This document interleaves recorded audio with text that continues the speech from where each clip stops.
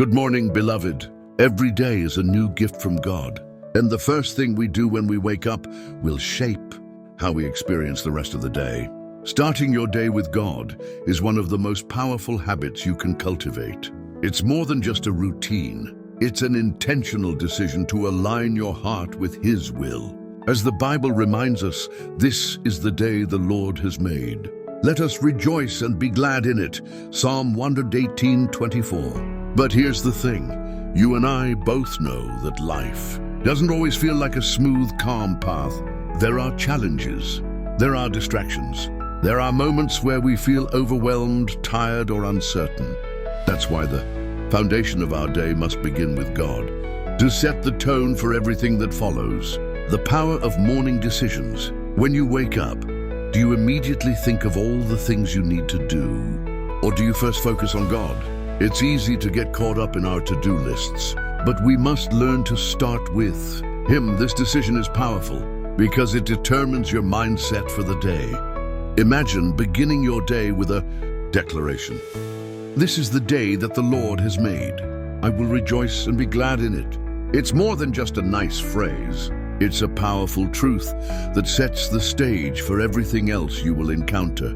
Your joy is anchored in the fact that God has given you today, and He has purpose for you in it. When you declare this over your life, you're also making a statement to the enemy who wants to steal your joy. The enemy knows that if he can steal your peace in the morning, he can disrupt your entire day. But when you rise up and declare that you will rejoice, you are setting up a barrier against every attack of discouragement, clothing yourself in peace and righteousness.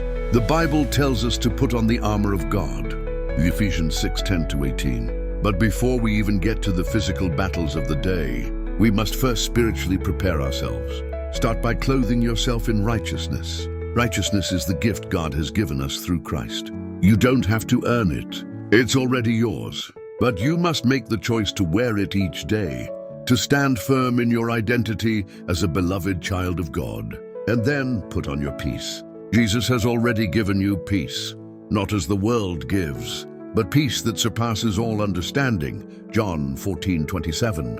This peace is not dependent on your circumstances. It's anchored in the presence of God in your life. When the world around you tries to stir up anxiety or fear, you can stand firm, knowing that God's peace is a part of your inheritance. Seek God first, ask for guidance. When you start your day with God, you're not just checking a box. You're inviting Him into every detail of your life. How often do we make plans without consulting God? We decide what we want to do, and then we ask Him to bless those plans.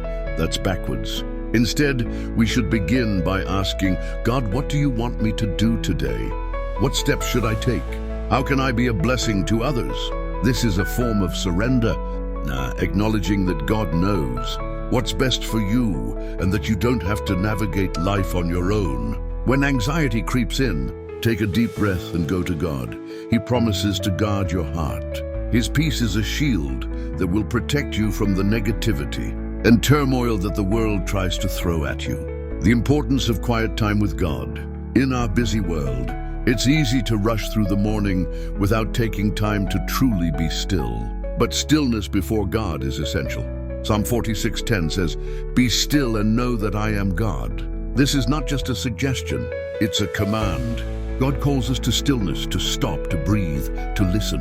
When we are still before Him, we invite His presence to fill the room. It's in these moments that He speaks to our hearts, guides our thoughts, and reassures us of His love, blessing others and being a light. One of the most powerful things you can do in the morning is decide to be a blessing to others. Your joy, your peace, and your love are contagious. When you wake up with the intention to bless those around you, you create a ripple effect of goodness. Galatians 6:10 says, "Therefore, as we have opportunity, let us do good to all people, especially to those who belong to the family of believers." Take a moment every day to think about someone you can bless. Maybe it's sending a text, giving a compliment, or offering a word of encouragement. When you are mindful of being a blessing to others, you'll find that it lifts your own spirit.